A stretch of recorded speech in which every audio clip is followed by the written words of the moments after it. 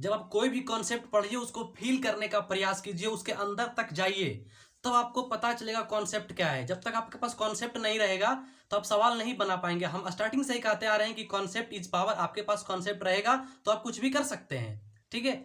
और स्टार्टिंग से ही आपको यूनिक कॉन्सेप्ट देने का मैंने प्रयास किया है। आज ट्रिगोनोमेट्री का पार्ट दूसरा है। कहने का मतलब जो एग्जाम में वैल्यू से रिलेटेड सवाल पूछा जाता है, सबसे पहले हम ये देखेंगे कि वैल्यू को याद कैसे करना है। उसके बाद जो जिस टाइप से एग्जाम में सवाल पूछता है उसको हम यहाँ पे वही सवाल को सेम टू सेम, ये सब एग्जाम में सवाल पूछा हुआ है और मैं उसको बना के दिखाऊंगा आपको। सबसे पहले हम समझते हैं कि ये एंगल है 0 degree, 30 degree, 45 degree, 60 degree, 90 degree. इधर ट्रिग्नोमेट्रिक रेशियो को मैंने लिखा है जो 6 होता है, sine theta, cos theta, tan theta, cot theta, sec theta, cosec theta, ठीक है। सबसे पहले आपको एक याद करना पड़ेगा। अब याद करना आसान भी है। देखिए साइन 0 डिग्री का वैल्यू 0 होता है, साइन 0 का 0। उसके बाद साइन 30 डिग्री का वैल्यू 1/2, साइन 45 डिग्री का वैल्यू 1/√2, और साइन 60 डिग्री का वैल्यू क्या होता है √3/2, और साइन 90 डिग्री का वैल्यू 1 होता है। अब देखिए क्या होगा,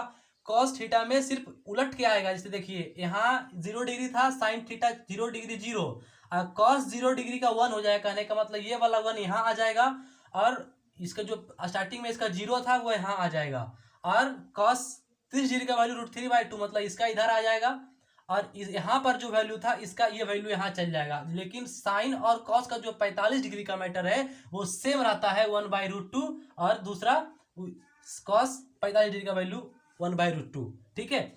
अब देखिए मैंने आपको एक चीज बताया था वहां फॉर्मूला में कि sine theta upon cos theta बराबर क्या होता है, टेन थीटा, ठीक है। अब देखिए इससे इसी से हम को रिलेट करके बनाएंगे इसको। देखिएगा क्या है कि साइन थीटा का वैल्यू देखिए, अगर जो हम टेन 0 डिग्री का वैल्यू निकालना चाहते हैं तो क्या होगा।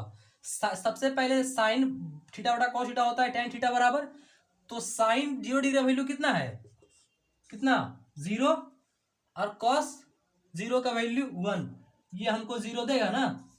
यही हम समझाने का आपको प्रयास कर रहे हैं, ठीक है। उसके बाद देखिए अब टेन 30 डिग्री का वैल्यू देखिए, आप आसान से एकदम पूरा आसान है, समझने का प्रयास कीजिएगा।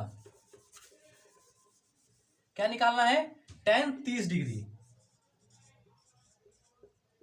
टेन 30 डिग्री बटा बराबर क्या हो जाएगा, मतलब साइन 30 लिखिए अपॉन कॉस 30 लिखिए।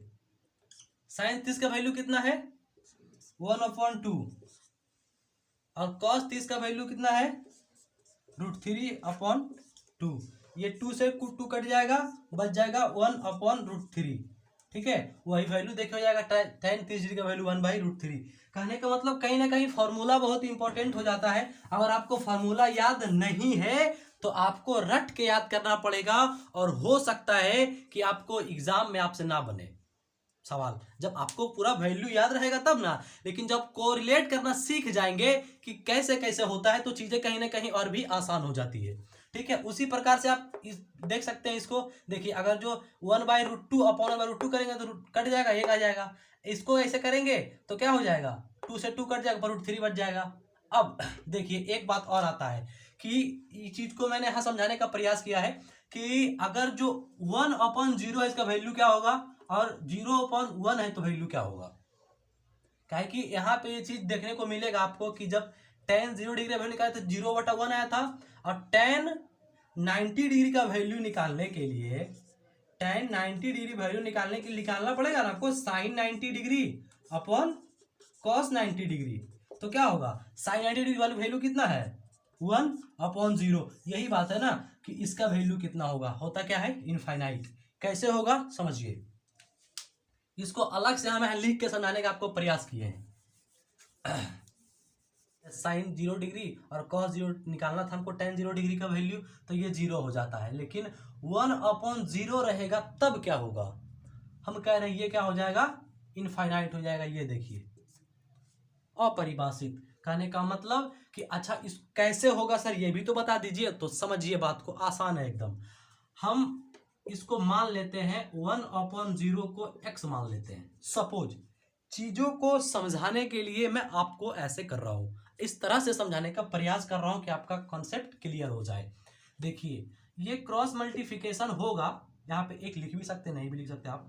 यहाँ क्रॉस मल्टीप्लिकेशन होगा, ये वैल्यू हमको देगा 1 की गुना होगा तो ये 0 गुने x हो जाएगा।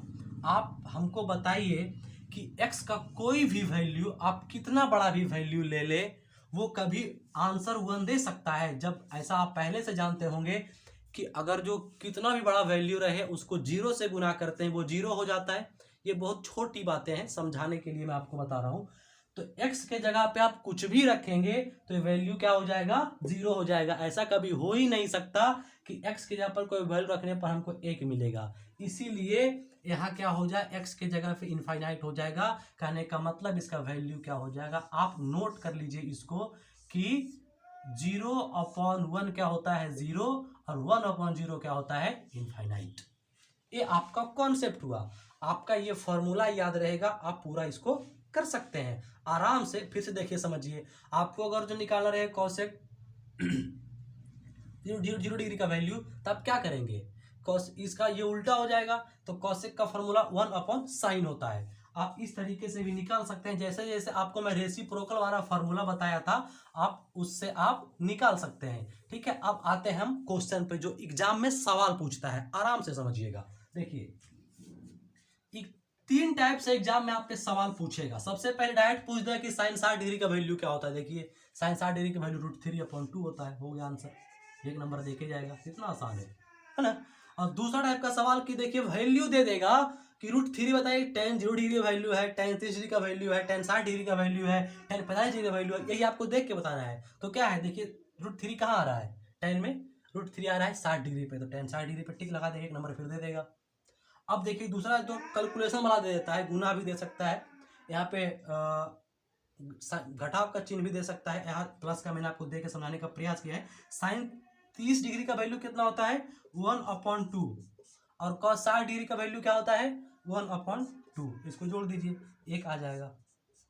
ठीक है, इसको ऐसे भी कर सकते हैं, डायरेक्ट ऐसे हाफ और हाफ फुल हो जाएगा, 1 हो जाएगा, या फिर उसको आप एलसीएम लेके अच्छा से बनाइए, 1/1 हो जाएगा, 1 + 1 हो जाएगा, उसके बाद 2/2 कट जाएगा, 1 आ जाएगा।